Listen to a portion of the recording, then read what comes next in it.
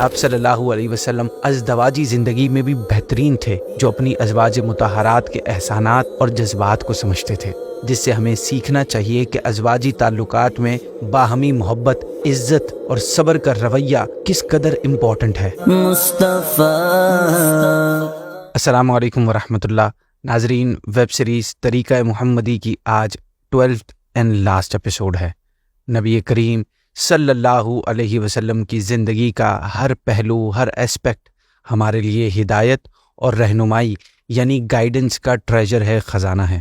اور پھر گھر کے اندر پیارے آقا صلی اللہ علیہ وسلم کا انداز زندگی ایسا تھا کہ کیا بات کریں اس پر۔ جس طرح گھر سے باہر والے پیارے آقا صلی اللہ علیہ وسلم کے چاہنے والے، ماننے والے، فضائل و کمالات کے گن گانے والے تھے، گھر والے بھی آپ کی تعریف کے ذریعے اپنی زبانیں تر رکھتے تھے۔ اس کی ایک وجہ اہل خانہ کے ساتھ حسن سلوک اور محبت کا ایک بہترین انداز تھا۔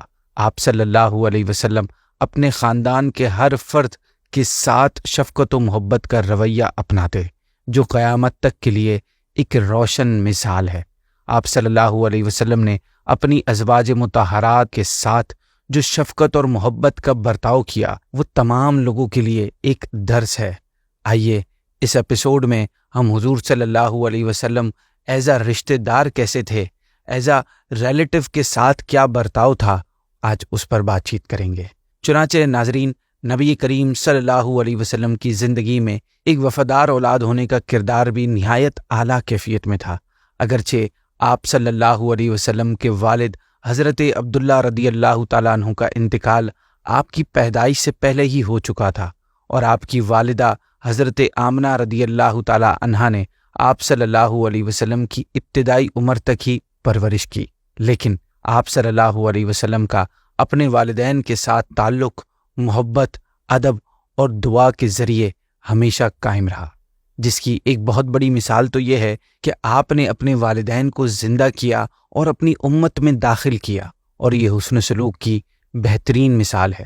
پھر والدہ سیدہ آمنہ رضی اللہ تعالیٰ عنہا کی قبر پر جانا، انہیں یاد کر کے آنسو بہانا، سبحان اللہ، یہ والدین کے ساتھ محبت کا انداز ہم سب کے لیے ایک بہترین نمونہ ہے۔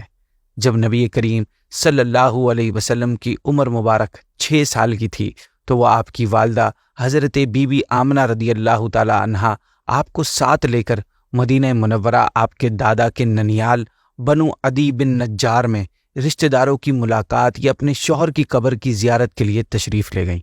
حضور صلی اللہ علیہ وسلم کے والد ماجد کی باندی ایمن بھی اس سفر میں آپ کے ساتھ تھی۔ اس سفر سے واپسی پر ابوا نامی گاؤں میں حضرت بی بی آمنہ رضی اللہ تعالیٰ عنہا کی وفات ہو گئی اور وہ وہیں مدفون ہوئی۔ والد ماجد کا سایہ تو ولادت سے پہلے ہی اٹھ چکا تھا، اب والدہ ماجدہ کی آغوش شفقت کا بھی خاتمہ ہو گیا تھا۔ حضرت بی بی آمنہ رضی اللہ تعالیٰ عنہا کی وفات کے بعد حضرت ایمن رضی اللہ تعالیٰ عنہا آپ صلی اللہ علیہ وسلم کو مکہ مکرمہ لائی اور آپ کے دادا عبد المطلب کے سپرد کیا، اور دادا نے آپ کو اپنی آغوش تربیت میں انتہائی شفقت و محبت کے ساتھ ان کی پرورش کی، اور ایمن آپ کی خدمت کرتی رہیں۔ جب آپ صلی اللہ علیہ وسلم کی عمر مبارک 8 برس کی ہوئی تو آپ کے دادا حضرت عبد المطلب کا بھی انتقال ہو گیا۔ ہجرت کی رات رسول اللہ صلی اللہ علیہ وسلم اپنی والدہ حضرت آمنہ رضی اللہ تعالیٰ عنہا کی قبر پر تشریف لے گئے اور وہاں بیٹھ کر دعا کی۔ آپ نے اپنی والدہ کی قبر پر کھڑے ہو کر گریہ فرمایا، یعنی روئے، اور صحابہ کرام سے فرمایا، میں نے اپنی والدہ کی قبر پر حاضری دی اور اللہ نے مجھے ان کے لیے دعا کرنے کی اجازت دی، لہٰذا میں نے ان کے لیے دعا کی۔ اگرچہ 6 سال کی عمر میں ہی والدہ کا انتقال ہو گیا تھا، لیکن آپ نے اپنی والدہ کو ہمیشہ یاد رکھا۔ ناظرین، یہ واقعے سے ظاہر ہوتا ہے کہ والدین کا احترام اور ان کی یاد دل میں ہمیشہ زندہ رکھنی چاہیے، چاہے وہ دنیا میں موجود نہ بھی ہوں۔ پھر صرف یہی نہیں بلکہ آپ ہمیشہ والدین کے حقوق کی تاکید فرماتے تھے، ایمفیسائز کرتے تھے اور انہیں عزت دینے پر زور دیتے تھے۔ چنانچہ حضرت ابو ہریرہ رضی اللہ تعالیٰ عنہ فرماتے ہیں کہ ایک شخص نے عرض کی، یا رسول اللہ صلی اللہ علیہ وسلم، میرے اچھے برتاؤ کا زیادہ حقدار کون ہے؟ فرمایا، تمہاری ماں۔ پھر عرض کی، پھر کون ہے؟ فرمایا تمہاری ماں۔ عرض کیا حضور پھر کون ہے؟ فرمایا تمہاری ماں۔ عرض کیا حضور پھر کون ہے؟ فرمایا تمہارا باپ۔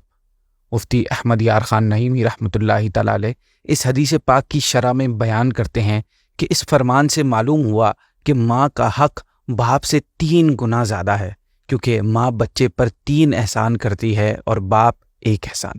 پیٹ میں رکھنا، جننا، پرورش کرنا، یہ ماں کے احسان ہیں، اور باپ صرف پرورش ہی کرتا ہے۔ بیٹا ماں باپ دونوں کی خدمت کرے، مگر مقابلے کی صورت میں ادب و احترام باپ کا زیادہ کرے، خدمت اور انعام وغیرہ میں ماں کا زیادہ کرے۔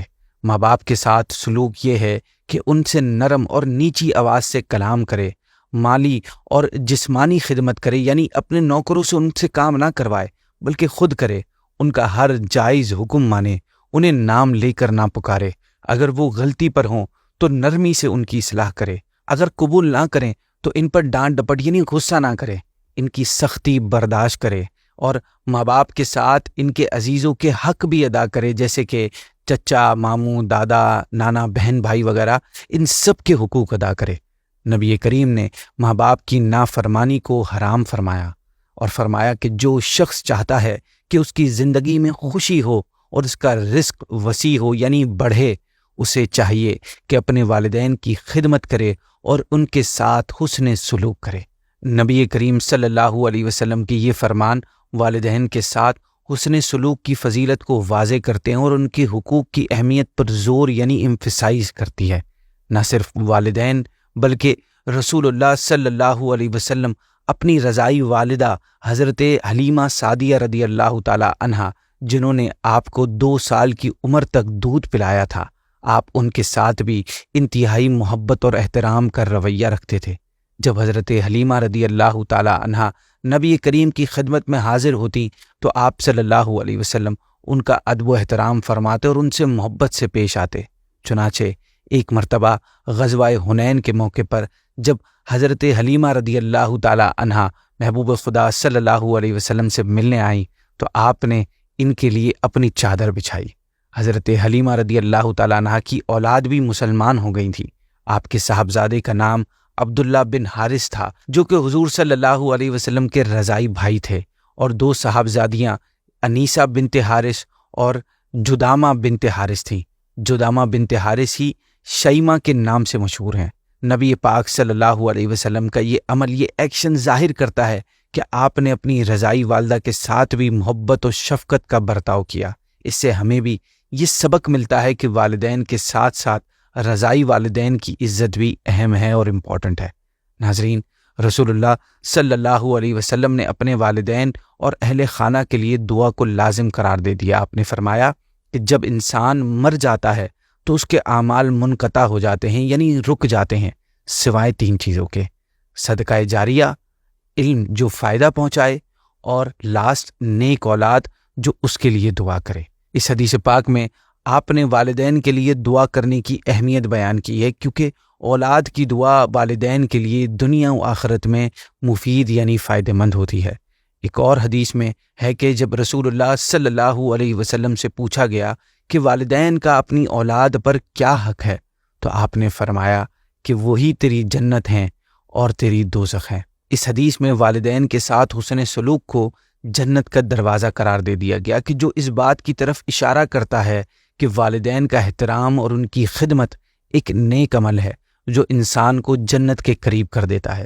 ناظرین، رسول اللہ صلی اللہ علیہ وسلم کی حیات مبارکہ میں ہمیں ایک مثالی بیٹے کی تمام خوبیاں نظر آتی ہیں۔ آپ نے اپنے والدین کے ساتھ محبت، احترام اور دعا کے ذریعے ان کے مقام کو بلند رکھا۔ والدین کی عزت کرنا ضروری ہے، چاہے وہ دنیا میں موجود ہوں یا اس دنیا سے رخصت ہو چکے ہوں۔ ان کے حقوق کو کبھی بھی فراموش یعنی بھولا نہیں جائے گا۔ ازواج مطہرات کے ساتھ بھی حضور کا انداز بڑا ہی کمال کا تھا۔ رسول اللہ کی ازواجی زندگی محبت، وفاداری اور مساوات کی عمدہ مثال ہے۔ آپ اپنی ازواج مطہرات کے ساتھ نہایت و شفقت اور حکمت کے ساتھ پیش آتے تھے۔ آپ ان کے جذبات کا خیال رکھتے اور ہر ایک کی ضروریات کے مطابق ان کے ساتھ سلوک کرتے۔ حضرت ختیجہ رضی اللہ تعالی عنہا کے ساتھ آپ کا پہلا نکاح اور ان کے ساتھ آپ کی محبت اور وفاداری ایک مثال ہے۔ آپ نے حضرت ختیجہ کے انتقال کے بعد بھی ان کی یاد کو ہمیشہ زندہ رکھا اور ان کی سہیلیوں سے بھی حسن سلوک کرتے۔ حضرت عائشہ صدیقہ رضی اللہ تعالیٰ عنہا فرماتی ہیں کہ میں نے نبی کریم صلی اللہ علیہ وسلم کی ازواج پاک میں سے کسی پر اتنا رشک نہیں کیا جتنا جناب ختیجہ پر رشک کیا۔ حالانکہ میں نے انہیں نہیں دیکھا تھا، لیکن حضور ان کا بہت ذکر کرتے، بہت دفعہ بکری ذبح کرتے اور پھر اس کے اعضاء کاٹتے، پھر وہ جناب ختیجہ کی سہیلیوں میں بھیج دیتے۔ تو میں کبھی حضور سے کہہ دیتی کہ گویا ختیجہ کے سوا دنیا میں کوئی عورت ہی نہیں تھی، تو آپ فرماتے وہ ایسی تھی اور ان سے میری اولاد ہوئی۔ یعنی جناب ختیجہ کی بہت سے صفات کے بارے میں ارشاد فرمایا کہ وہ تو بہت زیادہ روزے دار تھیں، تہجد گزار تھیں، میری بڑی خدمت گزار تھیں، تنہائی میں میرا انس، میری غم گسار، غار حرا میں میری مددگار تھی، اور میری ساری اولادیں انہی سے ہوئی۔ وہ جناب فاطمہ الزہرا کی ماں ہیں، قیامت تک کے سیدوں کی نانی ہے۔ اس سے ظاہر ہوتا ہے کہ آپ صلی اللہ علیہ وسلم ازدواجی زندگی میں بھی بہترین تھے، جو اپنی ازواج مطہرات کے احسانات اور جذبات کو سمجھتے تھے۔ رسول اللہ نے ازواجی زندگی کو محبت اور احترام کا عملی نمونہ بنا کر دکھایا، جس سے ہمیں سیکھنا چاہیے کہ ازواجی تعلقات میں باہمی محبت یعنی آپسی محبت، عزت اور صبر کا رویہ کس قدر امپورٹنٹ ہے۔ رسول اللہ صلی اللہ علیہ وسلم اپنے بچوں کے ساتھ نہایت شفقت اور محبت کا معاملہ بھی کرتے تھے۔ آپ نے حضرت فاطمہ رضی اللہ تعالی عنہا کے ساتھ خصوصی محبت کا اظہار کرتے ہوئے ایک مرتبہ فرمایا کہ فاطمہ میرے جسم کا ٹکڑا ہے، جو اسے ناراض کرے گا وہ مجھے ناراض کرے گا۔ حضرت بی بی عائشہ رضی اللہ تعالی عنہا فرماتی ہیں کہ جب فاطمہ رضی اللہ تعالی عنہا حضور صلی اللہ علیہ وسلم کی بارگاہ میں حاضر ہوتی تو حضور آپ کے استقبال کے لیے کھڑے ہو جاتے۔ آپ رضی اللہ تعالی عنہا کے ہاتھ تھام کر ان کو بوسہ دیتے اور اپنی جگہ پر بٹھاتے، اور جب نبی کریم صلی اللہ علیہ وسلم حضرت فاطمہ کے پاس تشریف لے جاتے تو آپ رضی اللہ تعالی عنہا حضور کی تعظیم کے لیے کھڑی ہو جاتی، آپ کے مبارک ہاتھوں کو تھام کر بوسہ دیتی اور اپنی جگہ بٹھاتی۔ رسول اللہ صلی اللہ علیہ وسلم والد کی حیثیت سے کردار میں شفقت، محبت اور اولاد کی عزت و تکریم کا پیغام ہمارے لیے موجود ہے۔ آپ نے اولاد کی تربیت اور ان کے ساتھ نرم رویہ اختیار کر کے ایک کامل والد کی تصویر پیش کی۔ حضور صلی اللہ علیہ وسلم اپنے رشتہ داروں کے ساتھ بھی بڑا بہترین انداز اختیار کرتے تھے۔ ناظرین، رسول اللہ صلی اللہ علیہ وسلم کی حیات مبارکہ میں آپ صلی اللہ علیہ وسلم کا کردار دیگر رشتہ دار کے ساتھ بھی بے مثال تھا۔ آپ اپنے رشتہ داروں، چاہے وہ رضائی ہوں یا حقیقی، ان سب کے ساتھ محبت، احترام اور شفقت کا برتاؤ کرتے۔ آپ کی زندگی میں بھائی چارے کی مثالیں ہمیں بتاتی ہیں کہ کس طرح اسلامی تعلیمات کو عملی طور پر اپنایا جا سکتا ہے۔ چنانچہ حضرت سیدنا شیمہ سعدیہ رضی اللہ تعالیٰ عنہ کا اصل نام جدامہ بنت حارث تھا، لیکن نام پر شیمہ لقب زیادہ مشہور ہے۔ آپ رضی اللہ عنہ حضرت سیدنا حلیمہ سعدیہ رضی اللہ تعالیٰ عنہ کی سگی بیٹی اور نبی کریم صلی اللہ علیہ وسلم کی رضائی دودھ شریک بہن ہے، اور آپ کو گود میں کھلاتی اور لوریاں دیتی تھی۔ مسلمانوں کی جب قبیلہ حوازن سے جنگ ہوئی اور ان کے لوگ مسلمانوں کے ہاتھوں قیدی ہوئے تو ان میں رسول کریم صلی اللہ علیہ وسلم کی یہ رضائی بہن بھی شامل تھی۔ آپ اس وقت تک ایمان نہ لائی تھی۔ قید ہونے کے بعد بارگاہ نبوی میں عرض کی کہ میں آپ کی رضائی بہن ہوں۔